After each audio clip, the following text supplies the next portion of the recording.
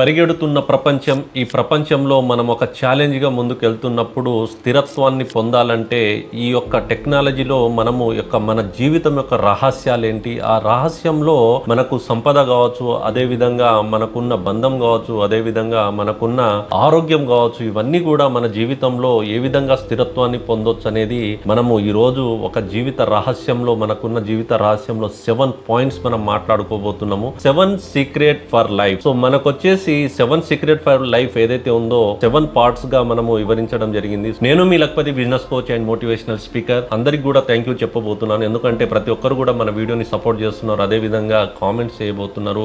మీకు కావాల్సిన video content ని కూడా నేను తీసుకురాబోతున్నాను. త్వరలో ఎంతమంది అయితే కామెంట్ పెట్టారో వాళ్ళందరికీ కూడా నేను వీడియో అందించడం జరిగింది. సో టాపిక్ లోకి వెళ్ళిపోదాం. సో నెంబర్ 1 పాయింట్ వచ్చేసి మనం ఎవ్రీడే చేసే పొద్దున్నే లేచి మనం చేయవలసిన పనులు ఏవైతే ఉన్నాయో ఆ వర్క్ అనేది ఇమీడియట్ గా మనం స్టార్ట్ చేసి అండ్ డే ఎండ్ అయ్యే అంత వరకు కూడా ఆ ప్రొడక్టివిటీ అనేది చాలా ఇంపార్టెంట్. కానీ మనము లేచి మనం ఏ పనిలో వెళ్తున్నామో ఆ పనికి సంబంధించి మన దగ్గర ప్రొడక్టివిటీ ఏదైతే జరగాలనుకుంటున్నామో దానికి ప్రాపర్ గా మనం ప్లాన్ చేసుకున్నామా లేదా అనేది అంతే అవసరం. మనము ఎవ్రీడే ఏదైతే మనము ఫ్రెష్ మైండ్ తో లేస్తున్నామో, ఏదైతే మన పవర్, ఏదైతే మనము బ్రెయిన్ లో ఏదైతే యాక్టివ్నెస్ ఉందో, మన న్యూరాన్స్ అన్ని కూడా యాక్టివ్ మోడ్ లో ఉన్నప్పుడు మనము త్వరగా లేవాలి అనుకుంటే నైట్ మీద డిపెండ్ అయి ఉంటుంది. ఎందుకు అంటే మనం ఒక మంచి కామెడీ మూవీసా లేదంటే ఒక వైలెంట్ మూవీయా, ఇలాంటివి ఏదైనా మనము సందర్భాన్ని బట్టి మనం ఏదైతే నైట్ లో మనం చేస్తామో అదే మనకు నిద్రని కూడా ఎఫెక్ట్ పెడుతుంది. ఆ ఎఫెక్ట్ పెట్టడం వల్ల మనం మార్నింగ్ లేచేటప్పుడు మనకు ఒక ప్లాన్ ని కంప్లీట్ డేని మొత్తము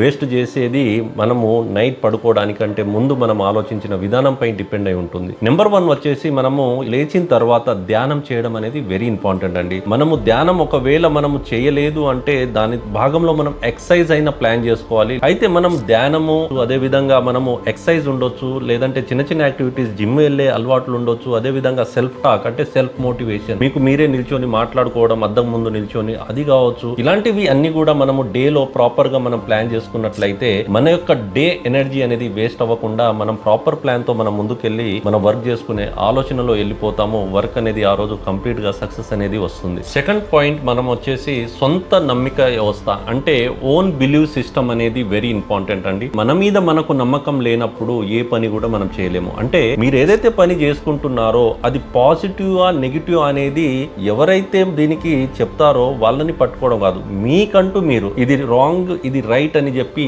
మనంతటా మనమే దాని మీద 1కి 2 సార్లు ఆలోచించి మనం వర్క్ చేసేటప్పుడు డెఫినెట్ గా మన మైండ్ ఏం చెప్తుందంటే ఎస్ ఇది రైట్ అని చెప్పినప్పుడు దాన్ని కొనసాగించాలనే నమ్మకంతో మీరు ధైర్యంతో మనోధైర్యంతో మీరు ముందుకెళ్ళినప్పుడు డెఫినెట్ గా ఆ నమ్మకం అనేది మీలో సిస్టమ్ ని బిల్డ్ చేస్తుంది. అప్పుడు మనం చేసే పని అన్ని కూడా నమ్మకం మీకు ఉన్నప్పుడు డెఫినెట్ గా అది విన్ అయ్యే ఛాన్సెస్ ఎక్కువగా ఉంటుంది. కాబట్టి ఓన్ బిలీవ్ సిస్టమ్ ని నమ్మాలి. నెంబర్ 3 వచ్చేసి పరధ్యానం అంటే డిస్ట్రాక్షన్. డిస్ట్రాక్షన్ ఏం చెప్తుందంటే మనం ఏదైతే ప్రొడక్టివిటీ ఉంటుందో, మనం చేసే వర్క్ ఉండొచ్చు, ఏదైనా కావచ్చు, మనం చేసే పని కావచ్చు, అంటే టైం అనేది దీనికి చాలా విలువైందని చెప్పొచ్చు. ప్రొడక్టివిటీలో మనకు వచ్చేసి సమయం విలువ అంటే టైం పంక్చువాలిటీ, టైం ఏదైతే ఉందో దాని మీద మనము ఎక్కువ ఇంపార్టెన్స్ ఇవ్వడం అనేది వెరీ వెరీ ఇంపార్టెంట్. ఇక్కడ మనము ఏదైతే వర్క్ చేస్తున్నామో ఆ వర్క్ అంతా కూడా మొత్తం మనమే చేసేటట్టు కాకుండా ఆ వర్క్ ఏదైతే ఉందో దాన్ని మనము షేర్ చేసేటట్టు ప్లాన్ చేసుకోవాలి. అంటే మనకున్న టీం ఏదైతే ఉందో టీం కనుక ఉంటే ఆ టీం కి ఆ వర్క్ ని మనం షేర్ చేసినప్పుడు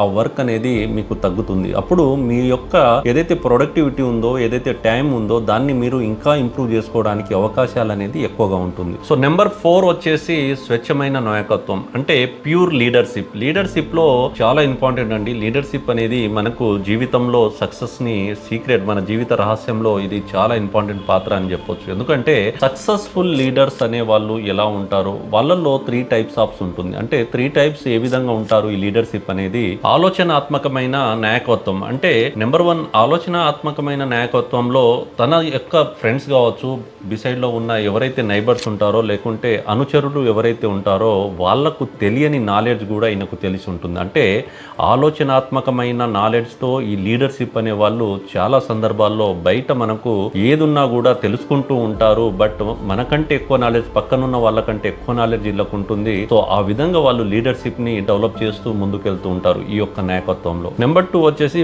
భావ వ్యక్తీకరణ నాయకత్వం. ఏదైతే మనం భావ వ్యక్తీకరణ నాయకత్వం ఉందో అనుచరులకు పైన ఆయన ఒక శ్రద్ధ చూపించి వాళ్ళ మీద అంటే తెలియని విషయాలు తెలిసిన విషయాలు విషయాలు అన్ని కూడా ప్రోత్సహించి వాళ్ళన్నీ కూడా డిస్కషన్ చేసుకోవడము, వాళ్ళతో ప్రోత్సహించడము, వాళ్ళలో పనిలో కూడా వాళ్ళతో వెళ్ళడము, ఇలాంటి నాయకత్వము వల్ల ఏంటంటే లీడర్షిప్ క్వాలిటీస్ లో ఈ ఒక నాయకత్వ లక్షణాల్లో ఇదొక నాయకత్వం అనేది ఇంపార్టెంట్ అని చెప్పొచ్చు. సో నెంబర్ 3 వచ్చేసి వ్యక్తిగత నాయకత్వం. అంటే ప్రేరణ వచ్చినప్పుడు ఈ యొక్క నాయకత్వం అనేది బయటికి వస్తుంది. దీనివల్ల ఏంటంటే శక్తి, సామర్థ్యాలు, అదేవిధంగా ఫ్రెష్ అప్, ధ్యానం చేయడము, ఇలాంటివి ఏదైతే ఉన్నాయో ఇవన్నీ కూడా ఇంపార్టెన్స్ అని చెప్పొచ్చు. వ్యక్తిగతంగా మనలో మనము ధ్యానం చేయడం వల్ల వ్యక్తిగతాన్ని పెంపొందించడము, ఇలాంటివన్నీ కూడా దీంట్లో పెంపొందించుకోవచ్చు. సో వ్యక్తిగత నాయకత్వంలో కమ్యూనికేషన్ స్కిల్స్ కూడా వస్తాయి. సో స్కిల్స్ వచ్చేటప్పటికి చూసుకున్నట్లయితే ఎప్పుడైతే మనం ఎదుటి వాళ్ళు మాట్లాడుతున్నారో అక్కడ లిజనింగ్ స్కిల్ అనేది ఎక్కువగా ఉండాలి. అంటే మనము వినే అలవాట్లు ఎక్కువగా ఉన్నప్పుడు ఏ విషయాన్ని అయితే మనం గ్రహిస్తున్నామో దాని మీద మనము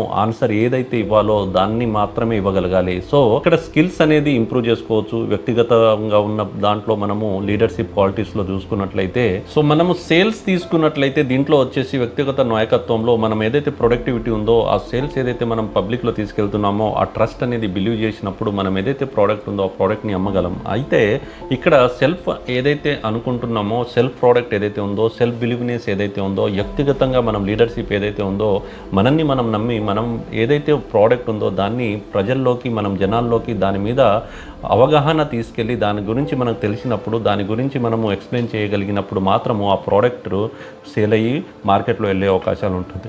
నెంబర్ 5 వచ్చేసి ఆల్ఫా వ్యక్తిత్వం. ఆల్ఫా వ్యక్తిత్వం ఏదైతే ఉందో మనకు ఆల్ఫా పర్సనాలిటీ అనేది వెరీ ఇంపార్టెంట్. ఎందుకంటే మనుషుల్లో మంచి, చెడ్డ, అదేవిధంగా ఆల్ఫా పర్సనాలిటీస్ కూడా ఉంటాయి. సో ఆల్ఫా పర్సనాలిటీస్ లో తీసుకున్నట్లయితే మనం ఏదైతే వర్క్ చేస్తున్నామో అక్కడ ఏదైతే మనము మన గురించి ఎవరు మాట్లాడుకుంటున్నారు, చెడు ఎవరు మాట్లాడుకుంటున్నారు, మంచి మనకు సంబంధం లేదు. అంటే ఇక్కడ మనం చేయవలసింది ఏంటంటే మన బాడీ లాంగ్వేజ్ కావచ్చు, అదేవిధంగా మన పర్సనాలిటీ కావచ్చు, అదేవిధంగా మనం మాట్లాడే విధానం కావచ్చు, ఇక్కడ చాలా ఇంపార్టెంట్ అని చెప్పొచ్చు. అయితే మనం వాయిస్ ఓరియంటెడ్ గా మనం మాట్లాడుతున్నప్పుడు ఏ సందర్భంలో ఏ టాపిక్ మీద ఏం మాట్లాడుతున్నాం అనేది దానికి సంబంధించి మనం మాట్లాడగలిగినప్పుడు దాన్ని కాన్ఫిడెంట్ గా మనము బయటికి తీసుకెళ్లినప్పుడు డెఫినెట్ గా మనకు ఆ కాన్ఫిడెంట్ లెవెల్ అనేది పెరుగుతుంది. నెంబర్ 6 వచ్చేసి సంపద సృష్టి రహస్యాలు. వెల్త్ క్రియేషన్ అండ్ అదే విధంగా మనకు ఏదైతే సీక్రెట్స్ ఉన్నాయో, ఏదైతే రహస్యాలు ఉన్నాయో వెరీ ఇంపార్టెంట్ అని చెప్పొచ్చు. ఎందుకంటే మనము ఎక్కువసేపు మనము డబ్బు కావాలని డబ్బు వెంట పరిగెడుతూ ఉంటాము. కానీ డబ్బు వెంట పరిగెత్తడం ద్వారా డబ్బు ఎప్పటికీ రాదు. ఎందుకంటే డబ్బు గురించి ఫోకస్ చేసినప్పుడు, డబ్బు గురించి మనం ఆలోచిస్తున్నప్పుడు,